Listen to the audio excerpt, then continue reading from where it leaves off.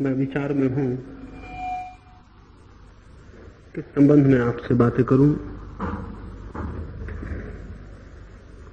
तो बातें इतनी ज्यादा हैं और दुनिया इतनी बातों से भरी है कि संकोच होना बहुत स्वाभाविक है। बहुत विचार हैं, बहुत उपदेश हैं, सत्य के संबंध में बहुत से सिद्धांत हैं। ये डर लगता है कि कहीं मेरी बातें भी उस बोझ को और न बढ़ा दें जो कि मनुष्य के ऊपर वैसे ही काफी है। बहुत संकोच अनुभव होता है। कुछ भी कहते समय डर लगता है कि कहीं वो बात आपके मन में बैठ न जाए। बहुत डर लगता है कि कहीं मेरी बात को आप पकड़ न लें। बहुत डर लगता है कि कहीं वो बात आपको प्रिय न लगने लगे, कहीं वो आपके मन में स्थान न बना ले। क्योंकि मनुष्य विचारों और सिद्धांतों के कारण ही पीड़ित और परेशान है। उपदेशों के कारण ही मनुष्य के जीवन में सत्य का आगमन नहीं हो पाता है। दूसरों के द्वारा कही गई और दी गई बातें ही उस सत्य के बीच में बाधा बन जाती हैं जो हमारे पास है और निरंतर है। ज्ञान बाहर से उपलब्ध नहीं होता और जो भी बाहर से उपलब्ध हो जाए वो ज्ञान को रोकने में कारण बन जाता है। मैं भी बाहर हूं, मैं जो भी कहूंगा वो भी बाहर है। उसे ज्ञान मत समझ लेना, वो ज्ञान नहीं है, वह आपके लिए ज्ञान नहीं हो सकता। जो भी कोई दूसरा आपको देता हो वो आपके लिए ज्ञान नहीं हो सकता। हां, उससे एक खतरा हो सकता है कि वे बातें आपके अज्ञान को ढक दें, आपका अज्ञान आवृत हो जाए, छिप जाए और आपको ऐसा प्रतीत होने लगे कि मैंने कुछ जाना है। सत्य के संबंध में जान के ये भ्रम पैदा हो जाता है कि मैंने सत्य को जाना है। सत्य के संबंध में पढ़ के ये धारणा बन जाती है कि मैं सत्य को जान गया हूं। और जिनकी ऐसी धारणाएं बन जाती हैं वे ही सत्य को पाने में असमर्थ हो जाते हैं और पंगु हो जाते हैं। तो सबसे पहले ये कह दूं, बाहर से जो भी आता है कुछ भी ज्ञान नहीं हो सकता। स्वाभाविक मुझसे पूछा जा सकता है फिर मैं क्यों बोलूं, मैं क्यों कहूं, मैं बाहर हूं और कुछ कहूंगा। मैं इतनी ही बात कहना चाहता हूं कि बाहर जो भी है उसे बाहर का समझें और ज्ञान न समझें, वो चाहे मेरा हो चाहे किसी और का हो। ज्ञान प्रत्येक मनुष्य के भीतर उसका स्वरूप है। उस स्वरूप को जानने के लिए बाहर खोजने की कोई भी जरूरत नहीं है। बाहर से जो भी हम सीख लेंगे, यदि उस सत्य को जानना हो जो हमारे भीतर है तो उसे अनसीखा करना होगा, उसे अनलर्न करना होगा, उसे छोड़ देना होगा।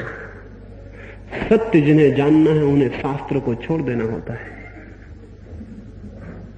जो शास्त्र को पकड़ेंगे सत्य उन्हें उपलब्ध नहीं होगा।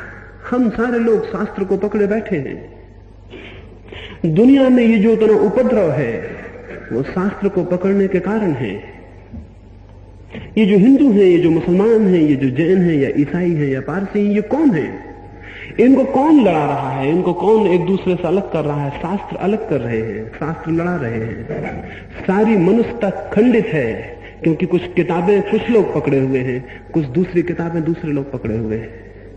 किताबें इतनी मूल्यवान हो गई हैं कि हम मनुष्य की हत्या कर सकते हैं और पिछले 3000 वर्षों में हमने लाखों लोगों की हत्या की है क्योंकि किताबें बहुत मूल्यवान हैं, क्योंकि किताबें बहुत पूज्य हैं। इसलिए मनुष्य के भीतर जो परमात्मा बैठा है उसका भी अपमान किया जा सकता है, उसकी भी हत्या की जा सकती है। क्योंकि शब्द और शास्त्र बहुत मान्य है, इसलिए मनुष्यता को इंकार किया जा सकता है, अस्वीकार किया जा सकता है। ये हुआ है, ये आज भी हो रहा है। मनुष्य के बीच जो दो दीवार है वो शास्त्रों की है। और क्या कभी ये ख्याल पैदा नहीं होता जो शास्त्र मनुष्य को मनुष्य से अलग करते हो वो मनुष्य को परमात्मा से कैसे जोड़ सकेंगे? जो मनुष्य को मनुष्य से ही तोड़ देता हो वो मनुष्य को परमात्मा से जोड़ने की सीढ़ी कैसे बन सकता है? लेकिन हम सोचते हैं कि शायद वहां कुछ मिले जरूर कुछ मिलता है, शब्द मिल जाते हैं, सत्य को दिए गए शब्द मिल जाते हैं और शब्द स्मरण हो जाते हैं, वे हमारी स्मृति में प्रविष्ट हो जाते हैं और स्मृति को हम ज्ञान समझ लेते हैं। स्मृति ज्ञान नहीं है, मेमोरी ज्ञान नहीं है, कुछ चीजें सीख लेना, स्मरण कर लेना ज्ञान नहीं है। ज्ञान का जन्म बहुत दूसरी बात है, स्मृति का प्रशिक्षण बहुत दूसरी बात है। स्मृति के प्रशिक्षण से कोई पंडित हो सकता है, लेकिन प्रज्ञा जागृत नहीं होती, और ज्ञान तो सारे जीवन को क्रांति कर देता है। तो मैं आपको कोई उपदेश देने का, किंचित भी पाप करने को तैयार नहीं हूं। जो भी उपदेश देते हैं हिंसा करते हैं और पाप करते हैं। मैं कोई उपदेश देने को नहीं हूं, मैं कुछ थोड़ी सी बातें आपसे कहने को हूं, इसलिए नहीं कि आप उन्हें मान लें, क्योंकि जो भी कहता है मान लो वह आपका दुश्मन है। जो भी कहता है श्रद्धा कर लो, जो भी कहता है विश्वास करो, वो घातक है, वह आपके जीवन को विकसित होने से रोकेगा। जो भी कहता है विश्वास करो, वो विवेक के जागने में बाधा बन जाएगा। और हमने बहुत दिन विश्वास किया है, और विश्वास का ये परिणाम है जो हमारी दुनिया है। इससे रद्दी दुनिया और हो सकती है, इससे ज्यादा करप्टेड, लेकिन हम विश्वासी लोग हैं और हमने बहुत दिन विश्वास किया है। और इससे ज्यादा बुरा मनुष्य हो सकता है जो आज है, इससे सड़े हुए मस्तिष्क हो सकते हैं और ज्यादा जैसे आज है, इससे ज्यादा पीड़ा और दुख और अशांति हो सकती है, लेकिन हमने बहुत दिन विश्वास किया है। और सारी दुनिया विश्वास करती है, कोई इस मंदिर में, कोई उस मस्जिद में, कोई उस चर्च में, कोई इस किताब में, कोई उस किताब में, कुछ इस मसीहा में, कुछ उस मसीहा में। सारी दुनिया विश्वास करती है, लेकिन विश्वास के बावजूद ये परिणाम है। शायद लोग कहेंगे कि विश्वास कम है इसलिए ये परिणाम है, और मैं आपसे कहना चाहता हूं, परमात्मा करे कि विश्वास बिल्कुल शून्य हो जाए। अगर कहीं विश्वास पूरा हुआ तो मनुष्य गया, क्योंकि विवेक नष्ट हो जाएगा। विश्वास विवेक का विरोधी है। जब भी कोई कहता है हमारी बात मान लो, तभी वो ये कहता है कि तुम्हें खुद जानने की कोई जरूरत नहीं है। जब भी कोई कहता है विश्वास कर लो, तो वो ये कहता है तुम्हें अपने पैरों की कोई आवश्यकता नहीं है। जब भी कोई कहता है श्रद्धा करो, तब वो ये कहता है तुम्हें अपनी आंख की क्या जरूरत, हमारे पास आंख है। मैंने एक छोटी सी कहानी पढ़ी है। एक गांव में एक आदमी की आंखें चली गई। वो बूढ़ा था, वो बहुत बूढ़ा था, उसकी कोई 90 वर्ष उम्र थी। उसके घर के लोगों ने, उसके 8 लड़के थे, उन 8 ने उससे प्रार्थना की कि आंखों का इलाज करवा लिया जाए। चिकित्सक कहते हैं कि आंखें ठीक हो जाएंगी। उस बूढ़े आदमी ने कहा मुझे आंखों की क्या जरूरत, मेरे 8 लड़के हैं, उनकी 16 आंखें हैं, उनकी 8 पत्नियां हैं, उनकी 16 आंखें हैं, मेरे पास 32 आंखें हैं, मुझे आंख की क्या जरूरत है, मुझे कौन सी जरूरत है आंख की, मैं अंधा भी जी लूंगा। उन लड़कों ने बहुत प्रार्थना की, लेकिन वो बूढ़ा माना नहीं। उसने कहा मुझे आंख की जरूरत क्या है, मेरे घर में मेरी 32 आंखें हैं।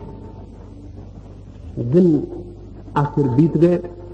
एक रात इस भवन में आग लगी, वे 32 आंखें बाहर हो गई, वो बूढ़ा भीतर रह गया। उस घर में आग लगी, वो बूढ़ा भीतर रह गया, वो 32 आंखें बाहर हो गई। और तब उसे याद आया कि अपनी ही आंख काम आती है, किसी और की आंख काम नहीं आती। अपना ही विवेक काम आता है, किसी दूसरे से मिले हुए विश्वास काम नहीं आते हैं। जीवन में चारों तरफ 24 घंटे आग लगी हुई है। हम 24 घंटे जीवन की आग में घिरे हुए हैं। वहां अपनी ही आंख काम आ सकती है, किसी और की नहीं, न महावीर की, न बुद्ध की, न कृष्ण की और न राम की।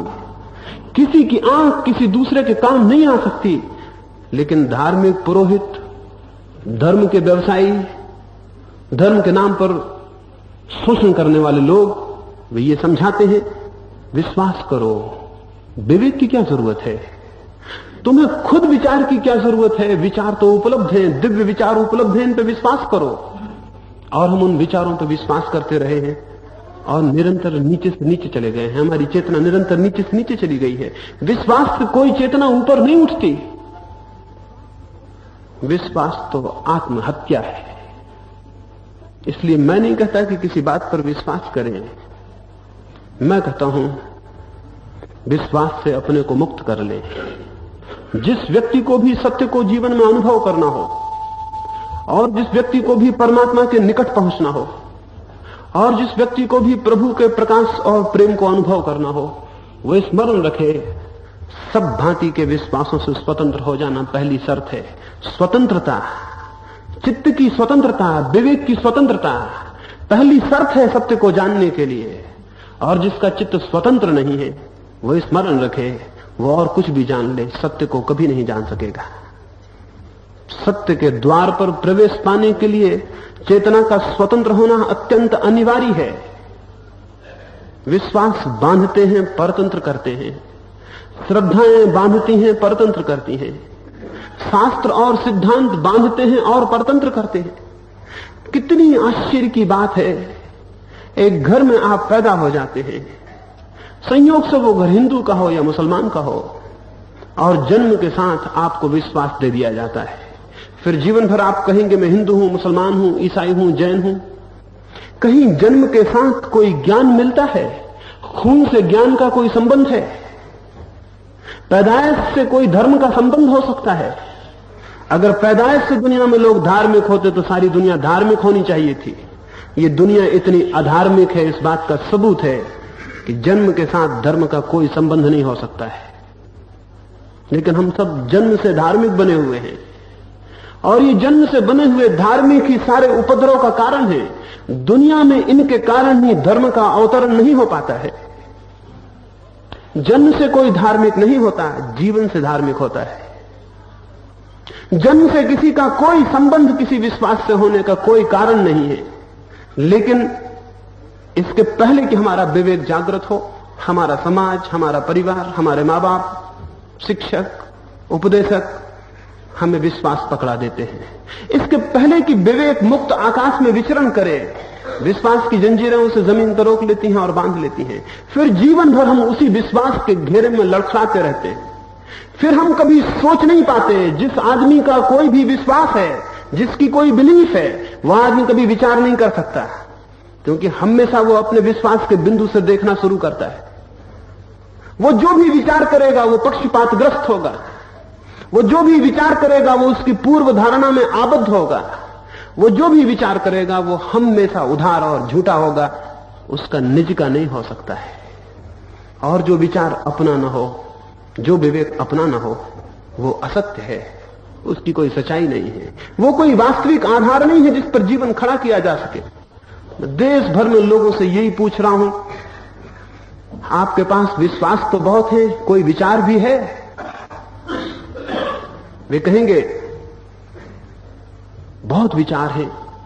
मैं पूछता हूं उसमें कोई आपका है, अपना है, या कि सब दूसरों के हैं? जो संपत्ति दूसरों की है उससे आपके जीवन को कौन सा त्राण मिलेगा? लेकिन हमारी सारी विचार की संपत्ति उधार है और पराई है और दूसरों की है। ये चित्त की पहली परतंत्रता है, और चित्त को सबसे पहले इस परतंत्रता से मुक्त होना ही चाहिए। मनुष्य का नया जन्म तभी संभव होता है जब उसकी चेतना उधार विचारों और पराई धारणाओं से मुक्त हो जाए। इसलिए स्वतंत्रता को मैं पहला तत्व कहता हूं। जो भी सत्य की खोज में जाना चाहते हैं, जिनके भीतर भी प्यास जगी है कि वे जाने कि जीवन का अर्थ क्या है, जिनके भीतर भी ये अभिप्सा सरकी है कि वे समझें कि ये सब जो है विराट, ये जो चारों तरफ फैली हुई सत्ता है, इसका प्रयोजन क्या है, यदि वे चाहते हैं कि जाने कि क्या है अमृत और क्या है आनंद और क्या है परमात्मा, तो स्मरण रखें, पहली शर्त, पहली भूमिका होगी वे अपने चित्त को स्वतंत्रता की तरफ ले जाएं, चित्त को स्वतंत्र कर लें। अगर अंततः स्वतंत्रता चाहिए तो प्रथम चरण में ही स्वतंत्रता के आधार रख देने होंगे। लेकिन हम सारे बंधे हुए लोग हैं, हम सारे लोग किसी न किसी विश्वास से बंधे हुए हैं। और क्यों बंधे हुए हैं? इसलिए बंधे हुए हैं कि ज्ञान के लिए साहस और श्रम करना होता है, और विश्वास के लिए कोई साहस और कोई श्रम करने की जरूरत नहीं। विश्वास करने के लिए किसी तरह की तपश्चर्या की, किसी तरह की साधना की कोई जरूरत नहीं है। किसी दूसरे पर विश्वास कर लेने के लिए आपके भीतर अत्यंत साहस की कमी, श्रम की कमी, तपश्चर्या की कमी, गहरा आलस्य और तामसिक वृत्ति हो तो विश्वास सहज हो जाता है। जो खुद नहीं खोजना चाहता वो मान लेता है कि जो दूसरे कहते हैं ठीक ही कहते होंगे। सत्य के प्रति जिसके मन में कोई श्रद्धा नहीं है वही सत्य के संबंध में प्रचलित सिद्धांतों में श्रद्धा कर लेता है। सत्य के प्रति जिसकी प्यास सच्ची नहीं है वही केवल दूसरों से दिए हुए विचारों पर विश्वास कर लेता है। अगर सत्य की अभीप्सा हो तो कोई किसी धर्म में, कोई किसी सिद्धांत में, कोई किसी संप्रदाय में आबद्ध नहीं होगा। खोजेगा, निज खोजेगा, अपने सारे प्राणों की शक्ति लगाकर खोजेगा, और जो उस भांति खोजता है वो निश्चित पा लेता है, और जो इस भांति विश्वास करता चला जाता है वो जीवन तो खो देता है, लेकिन जीवन सत्य उसे उपलब्ध नहीं होता है। जीवन सत्य की उपलब्धि श्रम मांगती है और तप मांगती है, लेकिन हम विश्वास कर लेते हैं। हम डरे हुए भयभीत लोग हैं। हम किसी के चरण पकड़ लेते हैं, हम किसी की बाह पकड़ लेना चाहते हैं और जीवन के समाधान को उपलब्ध हो जाना चाहते हैं। किसी गुरु की, किसी साधु की, किसी संत की छाया में हम भी तैर जाना चाहते हैं और तर जाना चाहते हैं। ये असंभव है, ये बिल्कुल ही असंभव है। इससे ज्यादा असंभव कोई दूसरी बात नहीं हो सकती है। स्वतंत्रता चित्त की अनिवार्य शर्त है। कैसे हमारा चित्त स्वतंत्र हो, कैसे हम चित्त को स्वतंत्र करें और मुक्त करें। ये बंधा हुआ चित्त जो ढांचों में कैद है, इसे हम कैसे इन पिंजरों के बाहर ले जाएं, उस संबंध में ही चाहूंगा कि इन 3-4 चर्चाओं में विस्तार से आपसे बात कर सकूं, क्योंकि मनुष्य के सामने सबसे बड़ी समस्या उसकी चित्त की मुक्ति और स्वतंत्रता की है। प्रश्न परमात्मा का नहीं है, प्रश्न चित्त की स्वतंत्रता का है। मेरे पास लोग आते हैं, वो पूछते हैं ईश्वर है? तो मैं उनसे कहता हूं ईश्वर की फिक्र छोड़ दो, मुझे ये बताओ कि तुम्हारा चित्त स्वतंत्र है? कोई मुझसे पूछे आकाश है, कोई मुझसे पूछे सूरज है, तो उससे मैं क्या कहूंगा? उससे मैं कहूंगा तुम्हारी आंखें खुली हैं। सूर्य तो है, लेकिन सूर्य के होने के लिए आंखों का खुला होना चाहिए। परमात्मा तो है, लेकिन परमात्मा को होने के लिए चित्त का खुला होना चाहिए। बंधे हुए चित्त और बंद आंखें उसे कैसे देख सकेंगी? जो विश्वास में ग्रस्त है उसकी आंखें बंद हैं और चित्त बंधा हुआ है। जिसने कोई भी मान्यता बना ली है, कोई भी कंसेप्शन बना लिया है, कोई भी धारणा बना ली है, जिसने जानने के पहले कोई मान्यता बना ली है, उस आदमी का चित्त बंद हो गया। उसने अपने द्वार बंद कर लिए और अब वो पूछता है कि परमात्मा है, सत्य है? निश्चित ही बंद मन के लिए न सत्य है न परमात्मा है। असली प्रश्न, असली सवाल, असली समस्या ईश्वर के होने न होने की नहीं है, न आत्मा के होने और न होने की है, न सत्य के होने और न होने की है। असली समस्या है वो चित्त आपके पास है जो जान सके। उस चित्त के बिना कोई मार्ग जीवन की उपलब्धि का, जीवन की सार्थकता को जानने का न है, न कभी था और न कभी हो सकता है। केवल वे ही जान सकते हैं जिनका विवेक परिपूर्ण रूप से मुक्त होकर जानने में समर्थ है। कैसे हम अपने चित्त को मुक्ति की ओर ले जाएं, कैसे उसके द्वार खोलें, कैसे उसकी खिड़कियां खुलें और उनमें प्रकाश आ सके, कैसे हमारी आंख खुले और हम देख सकें जो है। जब भी हम कुछ मान लेते हैं तो हमारी आंख पर एक पर्दा पड़ जाता है और हम उसे देख नहीं पाते जो है, बल्कि उसे देखने लगते हैं जिसे हम मानते हैं। लोगों ने कृष्ण के दर्शन किए हैं, राम के दर्शन किए हैं, क्राइस्ट के दर्शन किए हैं, बुद्ध के दर्शन किए हैं। ये दर्शन हो सकते हैं अगर हम किसी बात को मान लें विश्वास कर ले, आग्रह पूर्वक चित्त में उसे ग्रहण कर ले और फिर निरंतर उसका स्मरण करें और निरंतर उसका विचार करें और अपने को आत्मसम्मोहित कर ले। उपवास से और तप से, निरंतर चिंतन और मनन से, निरंतर विचार और विश्वास से अगर हम अपने को पूरा का पूरा ग्रसित कर लें तो हमें दर्शन हो सकते हैं, और वे दर्शन सत्य के नहीं होंगे, वे हमारी ही कल्पना के दर्शन होंगे, वे हमारे ही विचार के दर्शन होंगे, वे हमारी मान्यता का ही प्रोजेक्शन, प्रक्षेप होगा, वो हमारा ही स्वप्न होगा जो हमने पैदा किया है। इसलिए दुनिया में अलग अलग धर्मों के लोग अलग अलग ढंग से दर्शन कर लेते हैं, वे दर्शन वास्तविक नहीं। वास्तविक दर्शन के लिए तो जरूरी है, परमात्मा जैसा है उसे जानने के लिए, सत्य जैसा है उसे जानने के लिए तो जरूरी है हम अपनी सारी कल्पनाओं को और धारणाओं को छोड़ दें, हमारी सारी कल्पनाएं शून्य हो जाएं, हमारे सारे विचार विलीन हो जाएं, हमारे अपने भीतर कोई मान्यता ना हो, और फिर हम देख सकें मान्यता शून्य जो दर्शन है वो तो सत्य का दर्शन है। मान्यता के आधार पर जो दर्शन है वो अपनी ही कल्पना का प्रक्षेप है, अपनी ही कल्पना का दर्शन है। इस तरह का दर्शन धार्मिक दर्शन नहीं है, इस तरह का दर्शन एक मानसिक कल्पना और स्वप्न का दर्शन है। यह अनुभूति वास्तविक नहीं है, यह अनुभूति तैयार की हुई, बनाई गई, अपने ही मन से सृष्ट है, हमने ही उसे निर्मित किया है। और दुनिया में बहुत लोगों ने इस भांति परमात्मा के दर्शन किए हैं, वे परमात्मा के दर्शन नहीं है, क्योंकि परमात्मा का कोई रूप नहीं है और उसका कोई आकार नहीं है और सत्य की कोई मूर्ति नहीं है और सत्य के कोई गुण नहीं है। उस सत्य को जो समस्त में व्याप्त है जानने के लिए मुझे परिपूर्ण रूप से शांत और शून्य हो जाना जरूरी है। अगर मेरा चित्त बिल्कुल निर्विकल्प हो, शांत और सरल हो, अगर मेरे चित्त में कोई विचार न बहते हों, कोई कल्पनाएं ना उठती हों, अगर मेरा चित्त बिल्कुल ही मौन हो, तो उस मौन में मैं किसे जानूंगा? उस मौन में भी कुछ जाना जाता है, उस शून्य में भी किसी से संबंध और संपर्क हो जाता है, उस शांति में भी कहीं किसी अलौकिक सत्ता से संबंध स्थापित हो जाता है। वही संबंध, वही संपर्क, वही समझ, वही बोध, वही प्रतीति परमात्मा की और सत्य की प्रतीति है।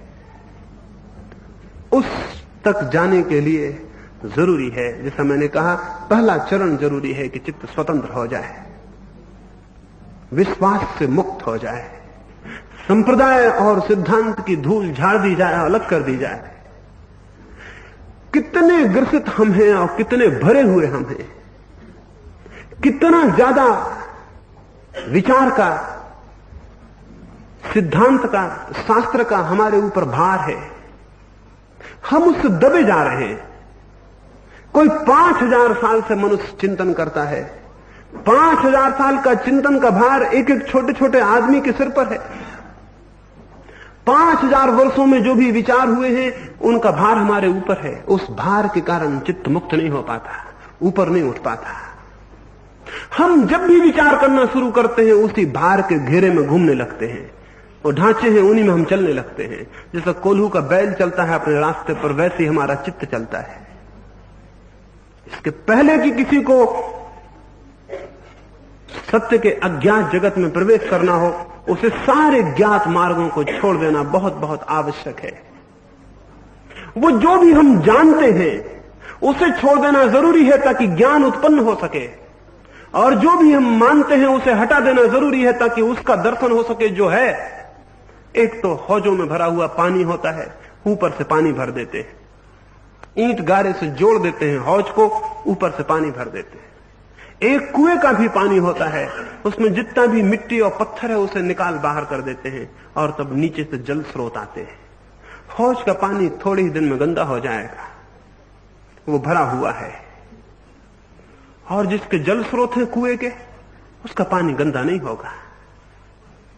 उसके तो प्राणों का संबंध बहुत गहरे तल से है, जहां बहुत जल है, वो तो अंततः सागर से जुड़ा है। हौज किसी से नहीं जुड़ी है, उसमें ऊपर से पानी भरा है। कुआं तो अंततः सागर से जुड़ा है, उसमें ऊपर से कुछ नहीं भरा गया है। दो तरह के ज्ञान भी होते हैं, एक तो हौज का ज्ञान होता है जो ऊपर से भर दिया जाता है, वो बहुत जल्दी सड़ जाता है। इसलिए दुनिया में पंडित के मस्तिष्क से सड़ा हुआ मस्तिष्क और कोई मस्तिष्क नहीं होता। वो सोच विचार करने में असमर्थ ही होता है। उसकी स्थिति अत्यंत पंगु क्रिपल्ड होती है, उसका सब भरा हुआ रहता है, वो उसी को दोहराता है, वो मशीन की भांति होता है। इसलिए पंडित की बातें बिल्कुल यंत्र की भांति चलती हैं। उससे कुछ भी पूछिए, सब पहले से तैयार है, प्रश्न बाद में है, समाधान पहले है, उत्तर उसे मालूम है, उत्तर ऊपर से भर दिए गए हैं। अब तो पश्चिम में, हमारे मुल्क में भी जल्दी आ जाएंगी, वो मशीनें तैयार हो गई हैं जिनसे आप प्रश्न पूछिए वो उत्तर दे देंगे। पंडितों की दुनिया में अब जरूरत नहीं रह जाएगी, क्योंकि मशीनें होंगी जिनमें प्रश्न पहले से भरे हुए हैं, उत्तर भरे हुए हैं। आप प्रश्न लगा दीजिए, 5वां प्रश्न, वो उत्तर दे देंगे, मशीन भीतर से उत्तर दे देगी कि ये उत्तर है। अब पंडित की दुनिया में कोई जरूरत नहीं है, क्योंकि मशीनें उसका काम कर देंगी और ज्यादा कुशलता से कर देंगी। और मशीनों में एक भी सुविधा होगी, वो किसी को लड़ाएंगी नहीं, झगड़ा नहीं खड़ा करवाएंगी, एक पंडित के खिलाफ दूसरे पंडित को खड़ा नहीं करेंगी, विवाद नहीं करेंगी, सिर्फ उत्तर देंगी। ये ऊपर से भरा हुआ जो ज्ञान है घातक है। ये मस्तिष्क को मुक्त नहीं करता है, मस्तिष्क को बांध देता है और खंडित कर देता है, उसकी क्षमता उड़ने की तोड़ देता है, उसके पंख नष्ट कर देता है। एक दूसरा ज्ञान है जो भीतर से आता है, कुएं की जल की तरह आता है। निश्चित ही दोनों की प्रक्रिया बिल्कुल अलग और विरोधी है। कुएं में मिट्टी को, पत्थर को बाहर निकालना पड़ता है, और हौज में मिट्टी और पत्थर को जोड़ना पड़ता है। एक में पानी आता है, एक में पानी डालना पड़ता है। क्या आप ज्ञान को हौज की तरह इकट्ठा कर रहे हैं? अगर इकट्ठा कर रहे हैं तो सावधान हो जाएं। आप अपने ही हाथ से अपने मस्तिष्क को नष्ट कर रहे हैं। वो मस्तिष्क जो कि परमात्मा तक उड़ सकता है, आप उसको जमीन से बांध रहे हैं। बाहर से ज्ञान न इकट्ठा करें, भीतर से ज्ञान को आने दें। भीतर से ज्ञान के आने देने के लिए जरूरी है कि ईंट पत्थर जो इकट्ठे कर लिए हैं वो अलग कर दिए जाएं। जितना ज्ञान हमने इकट्ठा कर लिया है उसे हम हटा दें, सरल हो जाएं। अगर ज्ञान को हम हटा दें और सरल हो जाएं तो कुछ आपके भीतर से नई ऊर्जा का जन्म आपको अनुभव होगा। कोई चीज पैदा होनी शुरू हो जाएगी। और जगत में संपत्ति को छोड़ना आसान है, विचार को छोड़ना कठिन। निश्चित ही आप पूछेंगे कैसे अलग कर दें? विचार को छोड़ना बहुत कठिन है। एक आदमी साधु हो जाता है, संपत्ति छोड़ देता है, घर छोड़ देता है, मित्र परिजन छोड़ देता है, पत्नी बच्चे छोड़ देता है, लेकिन जिन विचारों को उसने ग्रस्त रहते हुए पकड़ा था उनको नहीं छोड़ता, उनको पकड़े रहता है। अगर वो जैन था तो वो कहता मैं जैन साधु हूं, अगर वो मुसलमान था तो वो कहता मैं मुसलमान साधु हूं, अगर वो ईसाई था तो वो कहता मैं ईसाई साधु हूं। जिन विचारों को उसने पकड़ा था उनको पकड़े रहता है और सब छोड़ देता है। और ग्रस्ती बाहर है, विचार की ग्रस्ती भीतर है और कठिन है छोड़ने। जो उसको छोड़ देता है वो सत्य को जानने में समर्थ होता है।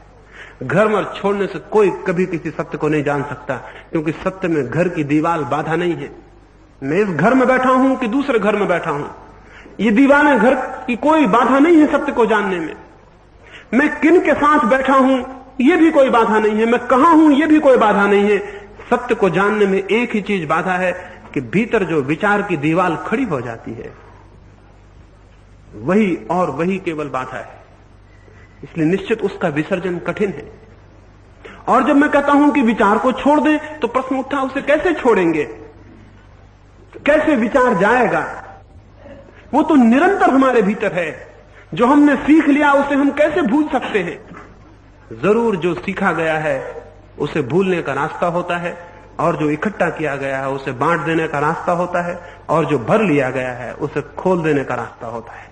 असल में जो भी भीतर लाया गया है उसे बाहर वापस पहुंचाने का वही रास्ता है जिस रास्ते से वो भीतर लाया गया है। रास्ता हमेशा वही होता है। मैं जिन सीढ़ियों से चढ़ के ऊपर आया हूं उन्हीं सीढ़ियों से वापस चला जाऊंगा, और जिस रास्ते से आप तक आया हूं उसी रास्ते से वापस लौट जाऊंगा। रास्ता हमेशा वही होता है। आने और जाने में रास्ते का फर्क नहीं पड़ता, केवल दिशा का फर्क पड़ता है, मुंह के बदल लेने का फर्क पड़ता है। जिन जिन रास्तों से हमने विचार को इकट्ठा किया है उनके विपरीत मुंह कर लेने से विचारों को विसर्जित भी किया जा सकता है। किन किन रास्तों से हमने विचार को इकट्ठा किया है? विचार को इकट्ठा करने में सबसे महत्वपूर्ण, सबसे गहरा जो तल है वो है ममत्व का, वो इस भाव का कि वे मेरे हैं। लगता है विचार मेरे हैं। कोई विचार आपका है? अगर मैं विवाद करने लगूं तो आप कहेंगे मेरा विचार ठीक है। थोड़ा विचार करिए, आपका कोई विचार है या कि सब विचार बाहर से आए हैं? व्यर्थ ही हम कहते हैं कि मेरा विचार। जो लोग कहने लगते हैं मेरी कोई पत्नी नहीं, मेरा कोई बच्चा नहीं, मेरा कोई मकान नहीं, वे भी कहते हैं मेरा धर्म, वे भी कहते हैं मेरा विचार, मेरा दर्शन। उनको भी वो विचार के तल पर जो ममत्व का भाव है, मेरे होने का भाव है, नहीं जाता।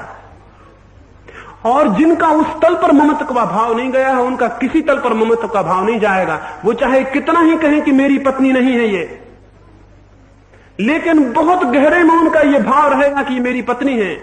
स्वामी रामतीर्थ अमेरिका से वापस लौटे, सारे यूरोप में, सारी अमेरिका में उन्होंने बड़ी तत्व दर्शन की चर्चा की, उनका बड़ा प्रभाव हुआ, लाखों करोड़ों लोगों ने पूजा और माना। फिर वो भारत वापस लौट आए। फिर वो कुछ दिन तक हिमालय में थे।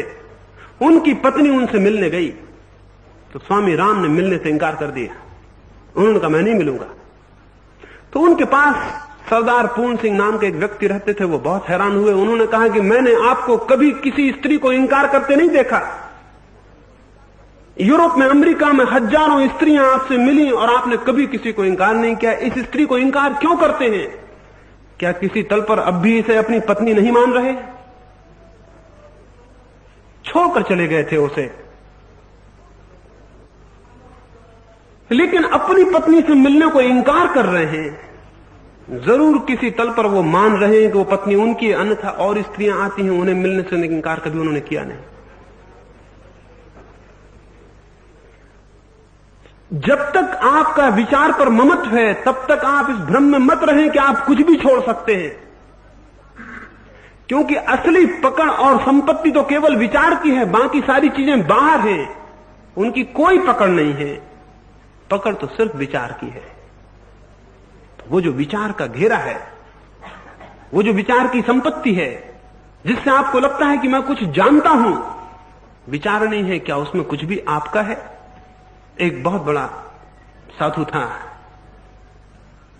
कुछ ही दिन पहले उसके आश्रम में एक युवा सन्यासी आया। 2-4-10 दिन तक उस सन्यासी की बातें उसने सुनी। वो जो वृद्ध साधु था, उसकी बातें बड़ी थोड़ी सी थीं और युवा सन्यासी थक गया उन्हीं बातों को बार बार सुन के। और उसने सोचा इस आश्रम को छोड़ूं, यहां तो सीखने को कुछ दिखाई नहीं पड़ता। और तभी एक और सन्यासी का आगमन आश्रम में हुआ। रात्रि को उस सन्यासी ने जो चर्चा की वो बहुत अद्भुत थी, बहुत गंभीर थी, बहुत सूक्ष्म थी, बहुत गहरी थी। ये युवा सन्यासी उसकी बातें सुना, उस आगंतुक सन्यासी की, अतिथि की, और इसको लगा कि गुरु हो तो ऐसा हो जिसके पास ऐसा ज्ञान है, इतना गंभीर और गहरा। और एक ये वृद्ध सन्यासी है जिसके आश्रम में मैं रुका हूं आके, इसको तो थोड़ी सी बातें आती हैं और कुछ आता नहीं। फिर उसे यह भी लगा कि ये वृद्ध सन्यासी इस युवा सन्यासी की बातें सुन के मन में कैसा दुखी नहीं होता होगा, कैसी इसे नहीं अपमान अनुभव होता होगा। ये तो कुछ भी नहीं जानता, जीवन इसने व्यर्थ गंवा दिया है। उस नए आए साधु ने अपनी बात पूरी की और गौरव से सबकी तरफ देखा कि उन पर क्या प्रभाव पड़ा। उसने वृद्ध साधु की तरफ भी देखा। वो वृद्ध साधु बोला कि मैं 2 घंटे से बहुत स्मृतिपूर्वक सुन रहा हूं, लेकिन मैं देखता हूं कि तुम तो बोलते ही नहीं। सन्यासी ने कहा आप पागल तो नहीं है? मैं 2 घंटे से मैं ही बोल रहा हूं और तो सब लोग चुप हैं, और आप कहते हैं कि 2 घंटे से आप सुन रहे हैं और मैं बोलता नहीं हूं। उस साधु ने कहा निश्चित ही मैंने बहुत गौर से सुना है, तुम कुछ भी नहीं बोले, जो भी तुम बोले सब दूसरों का है, कोई विचार तुम्हारी अपनी अनुभूति से नहीं है। इसलिए मैं कहता हूं कि तुम नहीं बोले, दूसरे तुम्हारे भीतर से बोले, लेकिन तुम नहीं बोले। विचार की मुक्ति के लिए और विचार की स्वतंत्रता के लिए और विवेक के जागरण के लिए पहली बात, पहला बोध, विचार कोई भी मेरा नहीं, कोई भी विचार मेरा नहीं है। वो जो मेरे का संबंध है विचार से, उसे देख लें, वो आपका सच नहीं है, वो झूठ है। कोई विचार मेरा नहीं है। वो जो तादाद है विचार से, उसे तोड़ दे। हम हर विचार से अपना तादात्म्य कर लेते हैं। हम कहते हैं जैन धर्म मेरा, हिंदू धर्म मेरा, राम मेरे, कृष्ण मेरे, क्राइस्ट मेरे। हम तादात्म्य कर लेते हैं, हम अपने मैं से उनको जोड़ लेते हैं। बड़ा आश्चर्य है, कोई विचार आपका नहीं है, कोई धर्म आपका नहीं है। ये स्मरण पूर्वक अगर प्रज्ञा में प्रतिष्ठित हो जाए ये बोध, कोई विचार मेरा नहीं है। आप सारे विचारों को फैला के देख लें, वे कहीं से आए होंगे। जैसे वृक्ष पर आते हैं पक्षी और संध्या बसेरा करते हैं, ऐसे ही विचार मन में आते और निवास करते हैं। आप केवल एक धर्मशाला की तरह हैं जहां लोग ठहरते हैं और चले जाते हैं। एक सराय का मुझे स्मरण आता है, एक छोटी सी सराय थी, वहां कुछ लोग आ रहे थे संध्या को ठहरने को, कुछ लोग जिनका काम पूरा हो गया वो संध्या को विदा हो रहे थे। और एक फकीर उस सराय के बाहर बैठा था और हंस रहा था। एक नया नया आदमी भीतर सराय में आ रहा था। उसने उस फकीर से पूछा, हंसते क्यों हो? उसने कहा, इस सराय को देख के मुझे अपने मन का ख्याल आ गया, इसलिए हंसी आ गई। ऐसे ही कुछ विचार आते हैं और कुछ चले जाते हैं, और मन केवल सराय है, और कोई भी विचार उसका अपना नहीं है। मन केवल सराय है, वहां ठहरते हैं विचार और चले जाते हैं। जरा अपने मन को गौर से देखें तो पता चलेगा, कल जो विचार थे वे आज नहीं है, परसों जो विचार थे वे आज नहीं, साल भर पहले जो विचार थे वे आज नहीं है, 10 साल पहले जो विचार थे वे आज नहीं है, 20 साल पहले जो विचार थे उनका कोई पता नहीं। इन पिछले अगर आप 50 साल जिए हैं, या 40 साल, या 30 साल, या 20 साल, तो लौट कर देखें 20 साल में कौन से विचार आपके रहे हैं। विचार आए हैं और गए हैं, और आप केवल सराय हैं, ठहरने की जगह। और फिर भूल से समझ लेते हैं कि मेरे हैं। जैसे ही समझ लेते हैं कि मेरे हैं, वैसे ही विचार को पकड़ मिल जाती है और दीवार बननी शुरू हो जाती है। पहला स्मरण चित्त की स्वतंत्रता के लिए जरूरी है, जाने कि कोई विचार आपका नहीं। अगर कोई विचार आपका नहीं है और विचार आते हैं और चले जाते हैं, तो आप कौन हैं फिर? आप क्या हैं वहां? आप निश्चित ही साक्षी से ज्यादा नहीं हैं, आप निश्चित ही देखने वाले से ज्यादा नहीं। आप वहां केवल एक दर्शक हैं। लेकिन हम तो नाटक में भी तादात्म्य कर लेते हैं, हम तो फिल्म में भी तादात्म्य कर लेते हैं। वहां फिल्म चलती हो और कोई दुखद चित्र आता हो तो हमारे आंसू बहने लगते हैं। और ये छोटे मोटे आदमी की बात नहीं है। बंगाल में एक बहुत बड़े विचारक हुए ईश्वर चंद्र विद्यासागर, तो विद्या के सागर समझे जाते थे। एक छोटा सा नाटक हो रहा था कलकत्ते में, उस नाटक को वो देखने गए। उस नाटक में एक पात्र था जो एक महिला पर अनाचार करता है, अत्याचार करता है। वो अत्याचार करने लगा, वो उस स्त्री को सताने लगा, और विद्यासागर इतने गुस्से में आ गए कि उठकर उन्होंने अपना जूता निकाला, उसको मार दिया नाटक में। और वो विद्या के सागर समझे जाते थे, उन्होंने जूता मार दिया उठ के उसे। वो जो अभिनेता था उनसे ज्यादा समझदार रहा होगा, उसने जूते को लिया और नमस्कार किया, और उसने कहा कि मैं सफल हो गया, इतने बड़े आदमी ने भी धोखा खा गया। उसने कहा, ये मेरा पुरस्कार जीवन का हुआ, इससे बड़ा पुरस्कार मुझे कभी नहीं मिला। यानी मेरे अभिनय की कुशलता सफल हो गई। विद्याचंद्र बाद में बहुत घबराया विद्यासागर, और कहने लगी ये क्या भूल मुझसे हो गई, लेकिन मैं भूल ही गया कि ये मामला नाटक का है और मैंने तादात्म्य कर लिया। इस जीवन में विचार के तल पर भी हम दर्शक से ज्यादा नहीं हैं, लेकिन हम विचार से तादात्म्य कर लेते हैं। वो जो विचार मन के पर्दे पर आते और जाते हैं, उनके हम सिर्फ साक्षी हैं। ख्याल करें, रात आपने स्वप्न देखे, सुबह आप उठे, आप कहते हैं कि स्वप्न आए और गए। फिर आपने दिन देखा, आप बच्चे थे, आपने बचपन देखा, फिर युवा हुए, फिर बूढ़े हुए। जरा ख्याल करें कि आपके भीतर कौन सा तत्व सात्व पूरे वक्त मौजूद है, सतत मौजूद है, सिवाय देखने वाले के और कोई मौजूद नहीं। बाकी सब आता है और चला जाता है। बचपन आता है, चला जाता है, जवानी आती है, चली जाती है, बुढ़ापा आता है, चला जाता है, जन्म होता है, मृत्यु हो जाती है, सुख आते हैं, दुख आते हैं, धूप आती है, छाया आती है, सम्मान आता है, अपमान आता है। लेकिन ये सारी चीजें आती हैं और जाती हैं। पूरे जीवन में कौन सा तत्व है जो न आता है और न जाता है? वो सिर्फ देखने वाले के सिवाय और कोई दूसरा तत्व नहीं है। वो जो इन सबको देखता है, वो जो देखता है कि धूप आई, जो देखता है कि धूप गई, जो देखता है कि युवा हुआ, जो देखता है कि बूढ़ा हो गया, जो देखता है एक विचार आया, जो देखता है दूसरा विचार गया। एक देखने वाले सूत्र के सिवाय आपके भीतर बाकी सब आता है और जाता है। बाकी कोई तत्व टिकता नहीं है। हाँ, एक चीज टिकी रहती है, वह देखने की शक्ति और देखने की क्षमता, और वो दृष्टा होने का, वो साक्षी होने का भाव। विचार के तल पर साक्षी हो जाएं, विचार को देखें, पकड़े नहीं, विचार को बांधे नहीं, देखें, मात्र साक्षी होकर देखें। लेकिन हम साक्षी नहीं हो पाते, क्योंकि हमने मान रखा है कि कुछ विचार बुरे हैं और कुछ अच्छे हैं। इसलिए हम अच्छे को पकड़ना चाहते हैं, बुरे को धक्का देना चाहते हैं, इसलिए हम साक्षी नहीं हो पाते। अच्छे और बुरे का जो भेद करता है वो साक्षी नहीं हो सकता। जो अच्छे बुरे का भेद करता है विचार में कि ये विचार अच्छा है, तो जो अच्छा है उसे पकड़ना चाहता है, और जो बुरा है उसे हटाना चाहता है। विचार केवल विचार है, विचार ना अच्छा होता है ना बुरा होता है।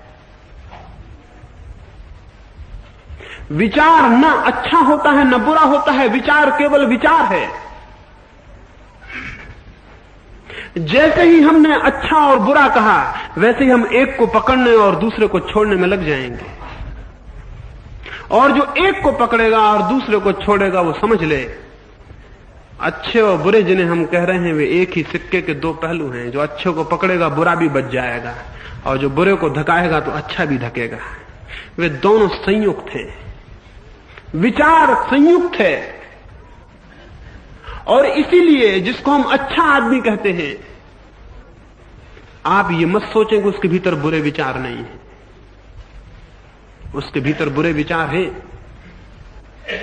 ऐसा अच्छा आदमी आप नहीं खोज सकते जिसके भीतर बुरे विचार ना हो, और ऐसा बुरा आदमी भी नहीं खोज सकते जिसके भीतर अच्छे विचार ना हो।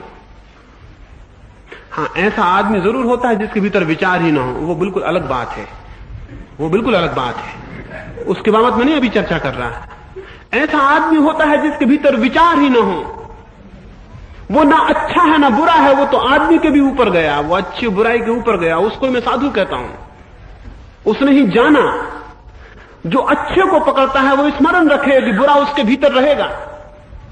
इसलिए आप ये जान के हैरान होंगे, जो सज्जन है वो स्वप्न में वो काम करता है जो दुर्जन दिन में जागने में करता है, क्योंकि बुरा विचार उसके भीतर है। जो दुर्जन जागने में करता है, सज्जन सपने में करता है। और आप बहुत हैरान होंगे जान के कि बुरे आदमी बुरे सपने नहीं देखते, अच्छे आदमी बुरे सपने देखते। बुरे आदमी अच्छे सपने देखते। बुरे आदमी साधु होने के सपने देखते हैं, और अच्छे आदमी असाधु होने के सपने देखते हैं। जिसको उन्होंने होश में पकड़ा है और जिसको धकाया है, वो बेहोशी में वापस लौट आता है। वो तो मौजूद था, लेकिन होश में आप उसे प्रकट नहीं होने देते थे, वो बेहोशी में प्रकट होता है। अगर दुनिया के सज्जन लोगों का मन खोल के रखा जाए, तो जितने पाप वे लोग करते हैं जो कि जेल खानों में बंद हैं, उतने पाप वे भी मन में करते हैं। तो कोई बहुत भेद नहीं है। वे सारे के सारे वे ही पाप जो दुर्जन करता है, वे सज्जन भी करते हैं। वे मन में ही करते हैं, दुर्जन बाहर कर देता है। और वे सारी अच्छी बातें जो सज्जन करता है, उनकी कल्पना दुर्जन भी करते रहते हैं, उनके सपने वे भी देखते रहते हैं। वे दोनों ही पहलू साथ ही रहते हैं। कोई अच्छा आदमी ऐसा नहीं होता कि उसकी पीठ के साथ बुरा आदमी ना जुड़ा हो, और कोई बुरा आदमी ऐसा नहीं होता कि उसकी पीठ के पास ही अच्छा आदमी ना खड़ा हो। जिसे हम दबा देते हैं वो पीछे दब जाता है, जिसे उभार लेते हैं वो ऊपर निकल आता है। जैसे सिक्के का चेहरा हम ऊपर कर लें तो पीठ नीचे चली जाती है, और पीठ ऊपर कर लें तो सिक्का का चेहरा नीचे चला जाता है। वैसे अच्छा और बुरा एक ही विचार के दो पहलू हैं। जिसको साक्षी होना है और जिसे सत्य को जानना है, उसे समस्त विचार को मात्र विचार समझना होगा, न कोई अच्छा है न कोई बुरा है। क्योंकि जैसे ही हमने ये तय किया कि कुछ अच्छा है और कुछ बुरा है, वैसे ही हम एक को पकड़ने में दूसरे को हटाने में लग जाएंगे और साक्षी नहीं रह सकेंगे। साक्षी होने के लिए जरूरत है कि हम निष्पक्ष हों, हमारी कोई धारणा ना हो, हमारी कोई कामना ना हो, हमारी कोई कल्पना ना हो, हम कुछ आरोपित ना करना चाहते हो। विचार जैसे हैं हम उनको वैसे ही देखने को राजी हों। और यह आश्चर्यजनक तत्व है कि अगर आप विचार के मात्र साक्षी हो जाएं, निर्णय ना लें, अच्छा बुरा ना सोचें, कंडेमनेशन ना करें, किसी विचार की निंदा और किसी की प्रशंसा ना करें, तो आप बहुत हैरान हो जाएंगे। इस भांति जो साक्षी की मात्र चुप मौन देखता रह गया है, वो धीरे धीरे पाता है कि विचार विलीन हो गए, विचार शून्य हो गए। उसके चित्त के द्वार पर विचार आने बंद हो जाते हैं जो उनके प्रति समस्त राग के संबंध छोड़ देता है। समस्त राग के संबंध से अर्थ है उनके प्रति प्रेम भी छोड़ देता है और उनके प्रति घृणा भी छोड़ देता है। वे दोनों ही राग के संबंध हैं। और जिसको हम प्रेम करते हैं वो भी हमारे द्वार आता है, और जिसको हम घृणा करते हैं वो भी हमारे द्वार आता है। मित्र भी हमको घेरे रहते हैं और शत्रु भी हमको घेरे रहते हैं। एक बार मित्र चाहे ना भी घेरे, लेकिन शत्रु जरूर घेरे रहते हैं। वे हमारे चित्त में घूमते ही रहते हैं। अगर कोई आदमी समझ ले कि धन बुरा है, इसका विचार बुरा है, तो वो पाएगा कि 24 घंटे धन का विचार ही उसको घेरे हुए है। अगर कोई आदमी समझ ले कि भोजन बुरा है और करना ठीक नहीं है, तो उसका विचार, भोजन का विचार ही उसे घेरे रहेगा। कोई आदमी समझ ले कि सेक्स पाप है, काम पाप है, और उससे लड़ने लगे, तो वो पाएगा कि 24 घंटे उसका चित्त उसी विचार से घिरा हुआ है। जिस विचार से आप लड़ते हैं वही विचार आपका आमंत्रण स्वीकार कर लेता है। जिससे आप लड़ते हैं वही आने लगता है। मन का नियम है, जिससे लड़ेंगे वही आमंत्रित हो गया। जिसको आपने धक्का दिया वह आपके धक्का देने के कारण ही आना शुरू हो जाएगा। इसलिए विचार को न तो लड़ना है, न विचार को स्वीकार करना है, न उसे पकड़ना है, न धक्के देना है। विचार को मात्र देखना है। बड़े साहस की जरूरत है, क्योंकि बुरा विचार भी आएगा और मन होगा कि धक्का दे दें, और अच्छा विचार आएगा और मन होगा कि पकड़ लें। इस मन की ये जो पकड़ने और धक्का देने की वृत्ति है, इस पर थोड़ा सा बोधपूर्वक, विचारपूर्वक, स्मृतिपूर्वक अगर कोई ध्यान करेगा तो ये वृत्ति धीरे धीरे शिथिल हो जाती है और आप विचार को देखने में समर्थ हो जाते हैं। जो व्यक्ति विचार को देखने में समर्थ हो जाता है वो व्यक्ति विचार से मुक्त होने में समर्थ हो जाता है। जो व्यक्ति विचार को देखने में समर्थ हो जाता है वो व्यक्ति विचार से मुक्त होने में समर्थ हो जाता है। हम विचार को देखते ही नहीं, हम कभी रुक के ठहर के देखते नहीं कि वहां क्या चल रहा है। आपने शायद ही कभी देखा हो कि आधा घंटे बैठ के आपने देखा हो कि क्या आपके भीतर चल रहा है। वो चल रहा है और आप भी चले जा रहे हैं, वो चल रहा है और आप भी काम किए जा रहे हैं, वो चल रहा है आप खाना खा रहे हैं, वो चल रहा है आप दुकान जा रहे हैं, वो चल रहा है आप लिख रहे हैं, बोल रहे हैं, वो चल रहा है मैं बोल रहा हूं, आप सुन रहे हैं, वो भीतर आपके चले जा रहा है। वो अलग ही चलता जा रहा है। धीरे धीरे आपने उसकी फिक्र ही छोड़ दी कि भीतर क्या चल रहा है, आप अपना किए चले जा रहे हैं। इसलिए आप करीब करीब सोए हुए आदमी हैं, भीतर मन कुछ और कर रहा है, आप कुछ और किए चले जा रहे हैं। आप अनुपस्थित आदमी हैं, आप अपने प्रति उपस्थित नहीं हैं, आप अपने प्रति जागे हुए नहीं हैं। महावीर से किसी ने एक दिन पूछा साधु कौन है, तो महावीर ने कहा असुत्ता मुनि, जो सोया हुआ नहीं है वो साधु है। पूछा असाधु कौन है, उन्होंने कहा सुत्ता अमुनि, जो सोया है वो असाधु। बहुत अद्भुत सूत्र है। जो सोया है, हम सारे लोग सोए हुए हैं, हम भीतर क्या चल रहा है उसके प्रति बिल्कुल सोए हुए हैं, और वो भीतर ही हमारा असली होना है। हम उसके प्रति सोए हुए हैं। बाहर क्या चल रहा है, बाहर क्या हो रहा है, उसके प्रति जागे हुए हैं। जो बाहर चल रहा है उसके प्रति जागे हैं, जो भीतर चल रहा है उसके प्रति सोए हैं। यही जीवन का दुख और यही जीवन का अज्ञान है, और यही जीवन का स्वतंत्रता और यही उसका बंधन है। उसके प्रति जागना होगा जो भीतर चल रहा है। तो वो विचार की समस्त धारा के प्रति जो जागेगा, देखेगा, समझेगा, साक्षी होगा, वो एक बड़े अद्भुत अनुभव से गुजरता है। उसे अनुभव में आना शुरू होता है। जिन जिन विचारों का वो विराग शून्य साक्षी हो जाता है, वे विचार आने बंद हो जाते हैं। जिस जिस विचार को वो देखने में समर्थ हो जाता है वो विचार आने में असमर्थ हो जाता है। और एक घड़ी आती है कि विचार नहीं रह जाते, और तब जो शेष रह जाता है उसका नाम विवेक है। एक घड़ी आती है कि कोई विचार नहीं होता और आप होते हैं, तब जो आपके भीतर जाग गया है वो मुक्त विवेक है, वो स्वतंत्र हुआ विवेक है। यही स्वतंत्र विवेक सत्य को जानने में समर्थ होता है। परतंत्र विवेक सत्य को जानने में असमर्थ होता है। स्वतंत्रता पहली भूमिका है। ये स्वतंत्रता साधनी ही होगी। इसे साधे बिना कभी कोई सत्य के संबंध में कोई गति नहीं होगी। कितने ही शास्त्र पढ़ें, कितना ही समझें, कितने ही सिद्धांत याद कर लें, शब्द ही याद हो जाएंगे और कुछ भी नहीं होगा।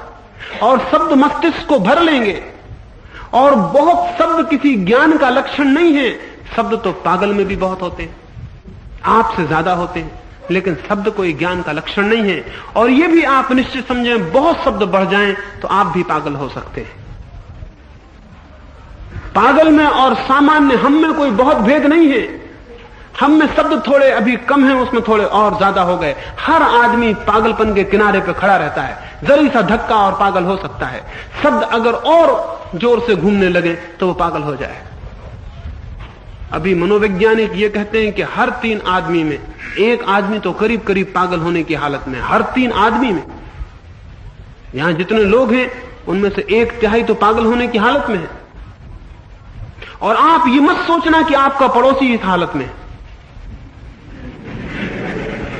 क्योंकि ये इस बात का लक्षण है कि आप गड़बड़ हैं। अगर आपको ये ख्याल आ जाए कि मेरा पड़ोसी गड़बड़ हालत में है, तो आप समझना कि आप गड़बड़ हालत में हैं। क्योंकि ये पागल कभी ये नहीं समझ पाता कि वो पागल है। वो हमेशा समझता है कि दूसरे पागल हैं। यानी पागल का एक अनिवार्य लक्षण ये है कि वो हमेशा ये समझता है कि दूसरे लोग पागल हैं। पागल को आप समझा नहीं सकते कि वो पागल है, क्योंकि अगर इतने ही वो समझ जाए तो सबूत हो गया कि वो पागल नहीं है। हम करीब करीब उस हालत में पहुंचते जा रहे हैं। अमेरिका में इस समय कोई 15 लाख आदमी रोज अपने मस्तिष्क के बाबत सलाह लेते हैं कि उनका दिमाग कुछ गड़बड़ है। ये तो सरकारी आंकड़े हैं उनके। और 15 लाख अंदाज है कि व्यक्तिगत प्राइवेट डॉक्टर से सलाह लेते होंगे। कोई 30 लाख आदमी रोज सलाह ले रहे हैं। और काहे की सलाह ले रहे हैं? ये कि विचार बहुत ज्यादा है और धीरे धीरे तो इतना ज्यादा होता जा रहा है कि उनका काबू छूटा जा रहा है। अब वो क्या करेंगे उनसे कुछ समझ में नहीं पड़ रहा है। उनके विचार की गति इतनी तीव्र होती जा रही है कि उनका अपने जीवन पर से काबू छूटा जा रहा है। आप भी विचार करें, आप भी ख्याल करें, क्या विचार इतना तीव्र है? 10 मिनट बैठ जाएं और जो भी विचार मन में आए उसे लिखें ईमान से, उसमें से एक भी ना छोड़ें। जो भी आए, आधा आए तो आधा लिखें, पूरा आए तो पूरा। एक 10 मिनट एक कागज पर लिखें, फिर किसी को उसे दिखाएं तो वो कहेगा ये किस पागल ने लिखा है। किसी को भी दिखा दें, फिर वो आपसे कहेगा ये किस पागल ने लिखा। असल में आपको खुद ही समझ में आएगा कि ये किस पागल ने लिखा है। जो आपके भीतर चल रहा है, अगर 10 मिनट उघाड़ के देखा जा सके तो आप खुद ही घबरा जाएंगे कि मैं कैसा पागल हूं, ये क्या चल रहा है, ये क्या मेरे भीतर हो रहा है। लेकिन हमने कभी रुक के देखते नहीं कि वहां क्या भीतर हो रहा है। और हम समझते हैं हम बहुत विचारशील हैं। सभी पागल ऐसा समझते हैं। और इसलिए आपको यह पता हो कि जो विचारक अति विचार में पहुंच जाते हैं वो पागल हो जाते हैं। अभी यूरोप में पिछले 50 सालों में जो बड़े बड़े विचारक थे वो करीब करीब सभी पागल हुए। कोई साल भर पागल खाने में था, कोई 2 साल पागल खाने में था। मुझे तो ऐसा लगने लगा कि अब जो और दूसरे विचारक पागल नहीं हुए वो जरूर कुछ थोड़े कम विचारक होंगे। एक वक्त आ जाएगा कि जो विचारक पागल खाने होकर ना आया हो, हम समझेंगे कुछ छोटी कोटि का विचारक है। ठीक भी है। विचार की अंतिम परिणति पागलपन है, विक्षिप्तता है, मैडनेस है। इसलिए महावीर को, बुद्ध को मैं विचारक नहीं कहता हूं। वे विचारक नहीं है, वे ज्ञानी हैं। ज्ञानी और विचारक में जमीन आसमान का फर्क है। वे जानते हैं, वे विचार नहीं करते। और जो नहीं जानता वही केवल विचार करता है। अभी मैं यहां बैठा हूं, सभा खत्म होगी, हम सब उठेंगे और दरवाजों से निकल जाएंगे। कोई विचार नहीं करेगा कि दरवाजा कहां है, क्योंकि दरवाजा हमें दिखाई पड़ रहा है। एक अंधा आदमी यहां बैठा हो, जैसी सभा खत्म होगी वो सोचेगा कहां से जाऊं, कहां दरवाजा है, कहां दीवार है। वो विचार करेगा। जो देख सकता है वो विचार नहीं करता, जो नहीं देख सकता वो विचार करता है। विचार अज्ञान का लक्षण है, ज्ञान का लक्षण नहीं है। तो जितना ज्यादा विचार आप करते हैं समझें कि उतना गहन अज्ञान है। ज्ञान उत्पन्न हो तो विचार क्षीण हो जाएगा, शून्य हो जाएगा। तो मैंने कहा कि विचार को देखें और उसको क्षीण होने दें, शून्य होने दें। सजग होने से विचार शून्य होता है, साक्षी होने से विचार शून्य होता है, और जब विचार शून्य हो जाता है तो विवेक मुक्त होता है। फिर वो विवेक शास्त्र को नहीं, सिद्धांत को नहीं, सत्य को जानने में उसकी गति हो जाती है। स्वतंत्र विवेक छोड़ देता है किनारा और अनंत सागर में प्रवेश करता है। एक छोटी सी कहानी और अपनी चर्चा को मैं पूरा करूंगा। एक रात कुछ मित्र मौज में थे और उन्होंने कहीं जाके खूब शराब पी और फिर वे सोचे कि चांद पूरा है, रात बहुत सुंदर और रम्य, हम चलें और चल के झील में यात्रा करें। वो गए और उन्होंने एक नाव पर बैठे और यात्रा शुरू की। उन्होंने पतवारें उठाई और पतवारें चलाई और वे रात के बहुत आखिरी पहर तक नाव चलाते रहे। फिर सुबह की ठंडी हवाएं आने लगी और चांद डूबने को होने लगा। ठंडी हवाओं ने उनके नशे को उखाड़ दिया। उनमें से कुछ लोग ताजे हुए और उन्होंने कहा हम बहुत दूर निकल आए, अब वापस लौटे, क्योंकि घर पहुंचते पहुंचते दोपहर हो जाएगी। इतने दूर निकल आए हैं किनारे से। उन्होंने सोचा कि चल के नीचे देखें कि हम कितने दूर आ गए हैं। वे नीचे गए और वे हैरान हो गए। वे कहीं भी नहीं गए थे, नाव वहीं खड़ी थी, क्योंकि वे जंजीर खोलना भूल गए थे। वो जंजीर वहीं बंधी थी, वो नाव की जंजीर वहीं बंधी थी। उन्होंने पतवार बहुत चलाई लेकिन वे कहीं पहुंच नहीं सके और वे बहुत हैरान हुए। उन्होंने कहा हम व्यर्थ रात भर परेशान हुए और बड़ा सोचते रहे कि बड़ी यात्रा हो रही, हम तो वहीं के वहीं खड़े हैं। जिसका विचार विवेक में मुक्त होना चाहता है उसे विश्वास के किनारे से जंजीर को खोल लेना होगा, और जिसका विश्वास से कहीं जंजीर बंधी है वो स्मरण रखे सत्य के जगत में उसकी कोई यात्रा नहीं हो सकती, वो कहीं नहीं पहुंचेगा। अंतिम जीवन में वो पाएगा जहां से शुरू किया था। माँ बाप ने जो विश्वास दे दिए थे वो वहीं खड़ा हुआ है। यात्रा व्यर्थ गई, पतवार चलाना व्यर्थ हुआ, श्रम व्यर्थ गया। माँ बाप ने जो विचार दे दिए थे और समाज ने जो विचार दे दिए थे उन्हीं विश्वासों पर वो खड़ा है मरते वक्त। ऐसे आदमी का जीवन दुर्भाग्य है, उसकी यात्रा व्यर्थ हो गई। वो नाव की जंजीर को किनारे से खोलना भूल गया। किनारे से खोल लें अपनी जंजीर को। समाज ने जो दिया है, किसी दूसरे ने जो दिया है, उससे अपनी जंजीर को खोल लें और विवेक को मुक्त होने दें। मुक्त विवेक ही परमात्मा तक ले जाने का पंख बनता है और बंधे हुए विचार और विश्वास परमात्मा से रोकने वाली जंजीरें हो जाते हैं। हम सब जंजीरों में बंधे हैं, सारी दुनिया जंजीरों में बंधी है। इन जंजीरों में बंधे होने के कारण परमात्मा का अनुभव नहीं हो पाता। साहस करें और जंजीरों को छोड़ दें और फिर देखें कि आपकी नाव कहां जाती है। रामकृष्ण का एक अंतिम वचन कहूंगा। रामकृष्ण ने कहा है कि तू अपनी नाव तो खोल, अपने नाव के पालों को तो उड़ा, परमात्मा की हवाएं तुझे हमेशा अनंत में ले जाने को तैयार है। तू अपनी नाव तो खोल, अपने पालों को तो उड़ा, और परमात्मा की हवाएं तुझे अनंत में ले जाने को हमेशा तैयार है। धन्य है वे लोग जो अपनी नाव खोल लेते हैं और अपने पाल खोल देते हैं, और अभागे हैं वे लोग जो कहीं अपनी नाव को बांधे रखते हैं और श्रम करते हैं और अंत में असफल हो जाते हैं। अंत में मैं यही प्रार्थना करूं कि प्रभु आपको भी वैसी सामर्थ्य और साहस दे कि आपकी नाव खुल सके किनारे से विश्वास के, और ज्ञान के अनंत सागर में उसका प्रवेश हो सके। जो हिम्मत करते हैं परमात्मा उनके साथ है, और जो कमजोर हैं रुके रह जाते हैं, परमात्मा भी उनके लिए क्या कर सकता है। इतनी ही थोड़ी सी बातें कहूंगा और धन्यवाद दूंगा। मेरी बातों को इतने प्रेम से सुना है उसके लिए बहुत बहुत अनगिनत हूं। मेरे प्रणाम। अपने भीतर परमात्मा के लिए स्वीकार करें।